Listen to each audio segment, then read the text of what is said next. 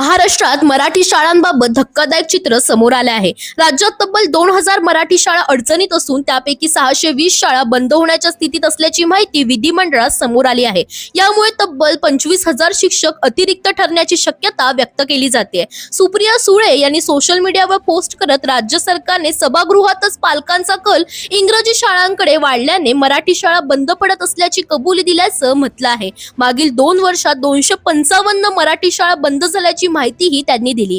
मराठीला अभिजात भाषेचा दर्जा मिळूनही शिक्षणातून मराठी हळूहळू बाहेर जात असल्याची खंतही त्यांनी व्यक्त केली आहे। सरकारच्या आकडेवारीनुसार कोकणमध्ये 700, विदर्भात 800 पेक्षा अधिक, पश्चिम महाराष्ट्रात 700 पेक्षा अधिक, मराठवाड्यात 400 आणि उत्तर महाराष्ट्रात 300 पेक्षा अधिक शाळा बंद होण्याच्या स्थितीत आहेत। डिसेंबर 2025 मध्ये 620 शाळा बंद करण्याचा निर्णय घेतल्याने 70 गावात शाळाच उरणार नाही अशी परिस्थिती निर्माण झाल्याचा आरोप आहे। सिंधुदुर्गमध्ये शिक्षक, विद्यार्थी आणि संस्था चालकांनी लाखोंचा मोर्चा काढला।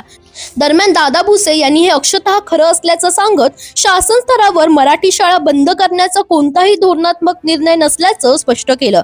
255 मराठी शाळा कमी पटसंख्येमुळे बंद झाल्याचं त्यांनी मान्य केलं आहे। प्रवेश वाढवण्यासाठी शाळा प्रवेशोत्सव, मोफत पाठ्यपुस्तक, प्रधानमंत्री पोषण शक्ती योजना आणि मोफत गणवेश यांसारखे उपक्रम राबवले जात असल्याचंही त्यांनी सांगितलं आहे। दरम्यान तुम्हाला याबाबत काय वाटतं आम्हाला कमेंटमध्ये नक्की सांगा आणि इंडिया लीडरला फॉलो करायला विसरू नका।